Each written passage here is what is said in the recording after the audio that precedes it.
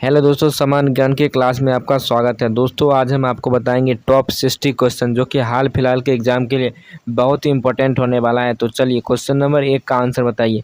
एक में कहा गया कि 1857 की क्रांति किसके नेतृत्व में शुरू हुई थी।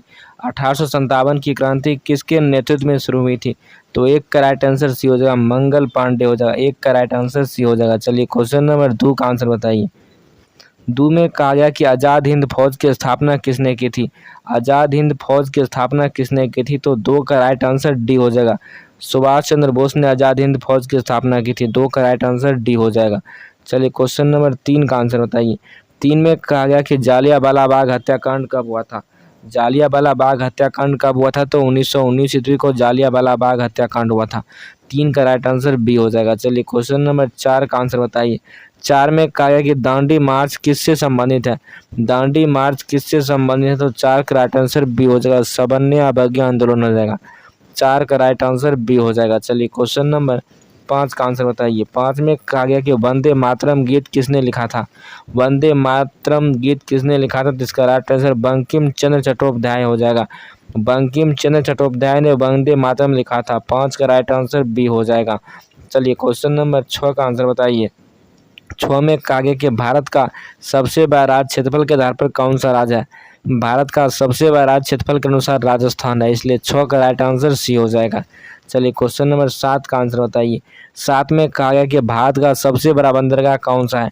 भारत का सबसे बड़ा बंदरगाह मुंबई हो जाएगा। भारत का सबसे बड़ा बंदरगाह मुंबई हो जाएगा। 7 का सही जवाब ये हो जाएगा। चलिए क्वेश्चन नंबर 8 का आंसर बताए कि सतलज नदी कहाँ से निकलती है। सतलज नदी कहाँ से निकलती है। तो इसका राइट आंसर मानसरोवर झील हो जाएगा। मानसरोवर झील से सतलज नदी निकलता है, इसलिए 8 का सही जवाब भी हो जाएगा। चलिए क्वेश्चन नंबर 9 का आंसर बताए कि भारत में कौन सी नदी बंगाल की शोक कहलाती है। भारत में कौन सी नदी बंगाल की शोक कहलाती है। तो इसका राइट आंसर दामोदर हो जाएगा। दामोदर नदी को बंगाल का शोक नदी भी कहा जाता है। चलिए क्वेश्चन नंबर 10 का आंसर बताइए कि भारत की सबसे ऊंची चोटी कौन सी है। भारत की सबसे ऊंची चोटी हो जाएगी कंचनजंगा, जिसे केटू भी कहा जाता है। भारत की सबसे ऊंची चोटी कंचनजंगा हो जाएगा। चलिए क्वेश्चन नंबर 11 का आंसर बताया कि भारत का राष्ट्रपति कितने वर्ष के लिए चुना जाता है। भारत का राष्ट्रपति कितने वर्ष के लिए चुना जाता है। तो इसका सही जवाब 5 वर्ष के लिए चुना जाता है। 11 का राइट आंसर सी हो जाएगा।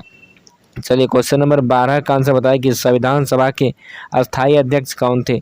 संविधान सभा के अस्थायी अध्यक्ष कौन थे। तो इसका right answer doctor Rajendra Prasad हो जाएगा। संविधान सभा के अस्थायी अध्यक्ष डॉक्टर राजेंद्र प्रसाद थे। चलिए क्वेश्चन नंबर 16 का आंसर बताइए कि मनुष्य के शरीर में सबसे बड़ी ग्रंथि कौन सी है। मनुष्य के शरीर में सबसे बड़ी ग्रंथि यकृत हो जाएगा। 16 का राइट आंसर बी हो जाएगा। चलिए क्वेश्चन नंबर 17 का आंसर बताइए। 17 में कहा गया कि पादपों में भोजन का निर्माण किस प्रक्रिया से होता है।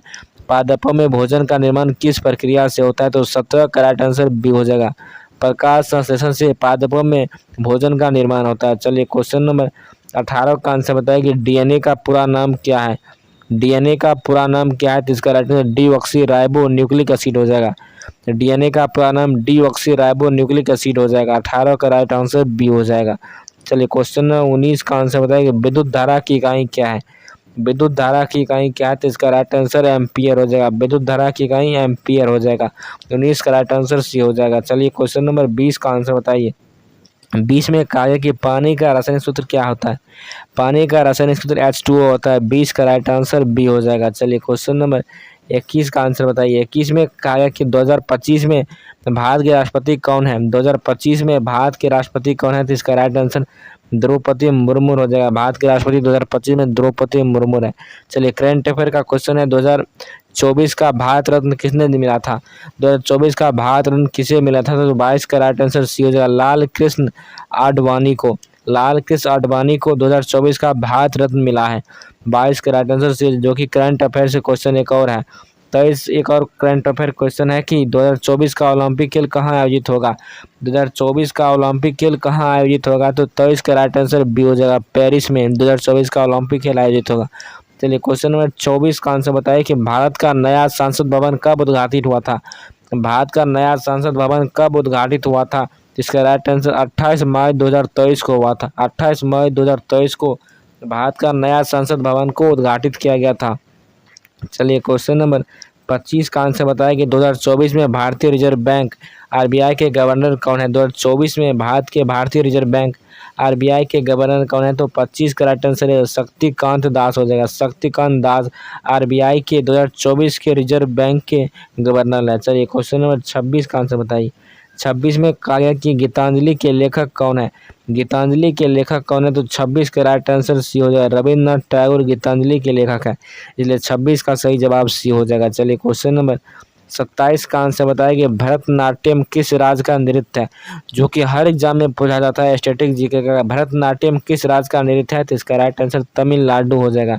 भरतनाट्यम किस राज्य का नृत्य है, तो तमिलनाडु का। चलिए क्वेश्चन नंबर 28 का आंसर बताया कि कौन सी कला मधुबनी चित्रकला के नाम से जानी जाती है। कौन सी कला मधुबनी चित्रकला के नाम से जानी जाती है, तो 28 का राइट आंसर बिहार हो जाएगा। कौन सी कला मधुबनी चित्रकला के नाम से जानी जाती है, तो बिहार। क्वेश्चन नंबर 29 का आंसर बताइए कि किस त्योहार को रंगों का त्योहार कहा जाता है। किस त्योहार को रंगों का त्योहार कहा जाता है, तो इसका राइट आंसर होली हो जाएगा। होली को रंगों का त्योहार भी कहा जाता है, इसलिए 29 का राइट आंसर बी हो जाएगा। क्वेश्चन नंबर 30 का आंसर बताया कि मोहनजोदड़ो सभ्यता किस नदी के किनारे विकसित हुई थी। मोहनजोदड़ो सभ्यता किस नदी के किनारे विकसित हुई थी, इसका राइट आंसर सिंधु हो जाएगा। मोहनजोदड़ो किस सभ्यता के कारण विकसित हुआ था, तो सिंधु नदी के कारण। चलिए क्वेश्चन नंबर 31 का आंसर बताइए। 31 में कहा गया कि भारत का केंद्रीय बैंक कौन सा है। भारत का केंद्रीय बैंक कौन सा है, तो इसका राइट आंसर आरबीआई हो जाएगा। भारत का केंद्रीय बैंक आरबीआई हो जाएगा। 31 का राइट आंसर डी हो जाएगा। चलिए क्वेश्चन नंबर 32 का आंसर बताया कि जीएसटी का पूर्ण नाम क्या है। जीएसटी का पूर्ण रूप क्या है, यानी फुल फॉर्म। इसका राइट आंसर हो जाएगा goods and service tax. Goods and service tax हो जाएगा। 32 का राइट आंसर बी हो जाएगा। चलिए क्वेश्चन नंबर 33 का आंसर बताइए। 33 में कहा गया कि भारत की मुद्रा कौन सी है। भारत की मुद्रा कौन सी है, जो कि हर बच्चा को पता होगा कि भारत की मुद्रा रुपया है, इसलिए 33 का राइट आंसर सी हो जाएगा। चलिए क्वेश्चन नंबर 34 का आंसर बताइए कि नव भारत साक्षरता कार्यक्रम किस उद्देश्य से शुरू किया गया। नव भारत साक्षरता कार्यक्रम किस उद्देश्य से शुरू किया गया था। 34 का राइट आंसर बी हो जाएगा, बुनियादी शिक्षा के कारण। 34 का राइट आंसर बी हो जाएगा। चलिए क्वेश्चन नंबर 35 का आप लोग आंसर बताइए।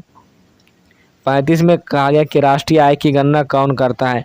राष्ट्रीय आय की गणना कौन करता है, तो इसका राइट आंसर केंद्रीय सांख्यिकी संगठन सीएसओ करता है। राष्ट्रीय आय की गणना कौन करता है, तो केंद्रीय सांख्यिकी संगठन सीएसओ करता है। चलिए क्वेश्चन नंबर 36 का आंसर बताइए, जो कि खेलकूद से क्वेश्चन है। क्वेश्चन नंबर 36 में कहा गया कि क्रिकेट के एक ओवर में कितने गेंद होती है। क्रिकेट के एक ओवर में कितने गेंद होता है, जो कि हर बच्चा को पता होगा क्रिकेट के एक ओवर में 6 गेंद होता है, इसलिए 36 का राइट आंसर बी हो जाएगा। चलिए क्वेश्चन नंबर 37 का आंसर बताइए। 37 में कहा गया कि 2023 का क्रिकेट वर्ल्ड कप किसने जीता था। 2023 का क्रिकेट वर्ल्ड कप किसने जीता था, तो इसका राइट आंसर ऑस्ट्रेलिया हो जाएगा। आप लोग कमेंट बॉक्स में बताइए कि हारने वाली टीम कौन सी थी। चलिए 37 का राइट आंसर बी हो जाएगा। चलिए क्वेश्चन नंबर 38 का आंसर बताइए। 38 में कहा गया कि ओलंपिक खेल कितने वर्ष के बाद होता है। ओलंपिक खेल कितने वर्ष के बाद होता है, तो इसका राइट आंसर हर 4 साल के बाद होता है। 38 का राइट आंसर सी हो जाएगा। चलिए क्वेश्चन नंबर 39 का आंसर बताइए कि हॉकी इंडिया का मुख्यालय कहाँ स्थित है। हॉकी इंडिया का मुख्यालय कहाँ स्थित है, तो इसका राइट आंसर नई दिल्ली हो जाएगा। हॉकी इंडिया का मुख्यालय नई दिल्ली स्थित है। 39 का राइट आंसर ये हो जाएगा। चलिए क्वेश्चन नंबर 40 का आंसर बताइए कि पीवी सिंधु किस खेल से संबंधित है। पीवी सिंधु किस खेल से संबंधित है, तो इसका राइट आंसर बैडमिंटन हो जाएगा। पीवी सिंधु किस खेल से संबंधित है, तो बैडमिंटन इसका राइट आंसर हो जाएगा। चलिए क्वेश्चन नंबर 41 का आंसर बताइए कि भारत का राष्ट्रीय पशु कौन है। भारत का राष्ट्रीय पशु कौन है, तो इसका राइट आंसर बाघ हो जाएगा। भारत का राष्ट्रीय पशु बाघ हो जाएगा। क्वेश्चन नंबर 42 का आंसर बताइए। 42 में कहा गया कि यूएनओ का मुख्यालय कहाँ है। यूएनओ का मुख्यालय कहाँ है, तो इसका राइट आंसर न्यूयॉर्क हो जाएगा। यूएनओ का मुख्यालय न्यूयॉर्क हो जाएगा। 42 का राइट आंसर सी हो जाएगा। क्वेश्चन नंबर 43 का आंसर बताइए कि भारत की पहली महिला प्रधानमंत्री कौन थी। भारत की पहली महिला प्रधानमंत्री इंदिरा गांधी थी।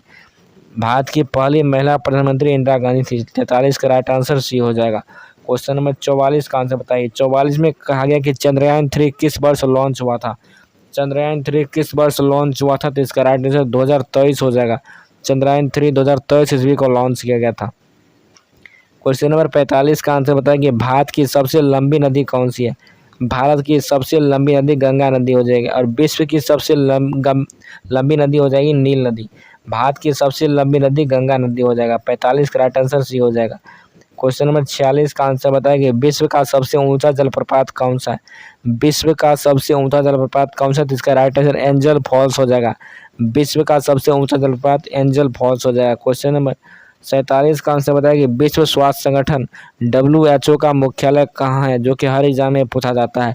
विश्व स्वास्थ्य संगठन WHO का मुख्यालय कहाँ है? तो इसका राइट आंसर जेनेवा हो जाएगा।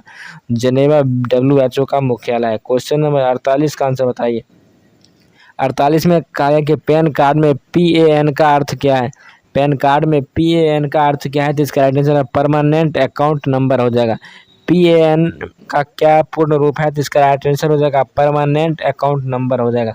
क्वेश्चन नंबर 49 का आंसर बताइए। 49 में कहा है ब्रह्मपुत्र नदी को तिब्बत में क्या कहा जाता है? ब्रह्मपुत्र नदी को तिब्बत में क्या कहा जाता है? तो इसका राइट आंसर यारलुंग त्यांगपो। ब्रह्मपुत्र नदी को तिब्बत में क्या कहा था? तो यारलुंग त्यांगसपो। चलिए क्वेश्चन नंबर 50 का आंसर बताइए। 50 में कहा है कि ब्लूटूथ टेक्नोलॉजी किस देश में विकसित हुई थी? ब्लूटूथ टेक्नोलॉजी किस देश में विकसित हुई थी? इसका राइट आंसर स्वीडन हो जाएगा। ब्लूटूथ टेक्नोलॉजी जो कि स्वीडन में विकसित हुआ था। क्वेश्चन नंबर 51 का आंसर बताइए। 51 में कहा गया कि भारत का सबसे बड़ा राष्ट्रीय उद्यान कौन सा है? भारत का सबसे बड़ा राष्ट्रीय उद्यान हेमिस हो जाएगा। भारत का सबसे बड़ा राष्ट्रीय उद्यान हेमिस हो जाएगा। क्वेश्चन नंबर 52 का आंसर बताइए। 52 में कहा है कि जनगण मन किसने लिखा था? जनगण मन किसने लिखा था? जिसका राइट आंसर रविन्द्रनाथ टैगोर हो जाएगा। जनगण मन को रविन्द्रनाथ टैगोर ने लिखा था। क्वेश्चन नंबर 53 का आंसर बताया कि शून्य की खोज किसने की थी? शून्य की खोज किसने की थी? तो इसका राइट आंसर आर्यभट्ट हो जाएगा, जो कि मोस्ट इंपोर्टेंट क्वेश्चन था। क्वेश्चन नंबर 54 का आंसर बताया कि लोकसभा की अधिकतम सदस्य कितनी हो सकती है? लोकसभा की अधिकतम संख्या कितनी हो सकती है? तो इसका राइट आंसर 552 हो जाएगा। लोकसभा की अधिकतम सदस्य कितनी हो सकती है? तो 552 हो सकती है। क्वेश्चन नंबर 55 का आंसर बताया कि नोबेल पुरस्कार किस देश में दिया जाता है? नोबेल पुरस्कार किस देश में दिया जाता है? तो इसका राइट आंसर स्वीडन में हो जाएगा। नोबेल पुरस्कार स्वीडन में दिया जाता है, इसलिए 55 का राइट आंसर ये हो जाएगा। क्वेश्चन नंबर 56 का आंसर बताया कि भारत का राष्ट्रीय फूल कौन सा है? भारत का राष्ट्रीय फूल कमल का फूल हो जाएगा। 56 का राइट आंसर सी हो जाएगा। क्वेश्चन नंबर 57 का आंसर बताइए। 57 में कहा गया कि फाइबर ऑप्टिक तकनीक में किसका उपयोग किया जाता है? फाइबर ऑप्टिक तकनीक में किसका उपयोग किया जाता है? तो इसका राइट आंसर प्रकाश का उपयोग किया जाता है। 57 का राइट आंसर सी हो जाएगा। क्वेश्चन नंबर 58 का आंसर बताइए। किस ग्रह को लाल ग्रह भी कहा जाता है? किस ग्रह को लाल ग्रह भी कहा जाता है? तो इसका राइट आंसर मंगल ग्रह को लाल ग्रह भी कहा जाता है। 58 का राइट आंसर सी हो जाएगा। क्वेश्चन नंबर 59 का आंसर बताइए। यूनेस्को का मुख्यालय कहाँ है? यूनेस्को का मुख्यालय कहाँ है? तो 59 का राइट आंसर डी हो जाएगा, पेरिस हो जाएगा। यूनेस्को का मुख्यालय कहाँ है? तो पेरिस इसका राइट आंसर हो जाएगा। क्वेश्चन नंबर 60 का आंसर बताइए। 60 में कहे कौन सा विटामिन सूर्य की रोशनी से प्राप्त होता है? कौन सा विटामिन सूर्य की रोशनी से प्राप्त होता है? इसका राइट आंसर विटामिन डी हो जाएगा। सूर्य की रोशनी से विटामिन डी प्राप्त होता है। 60 का राइट आंसर डी हो जाएगा।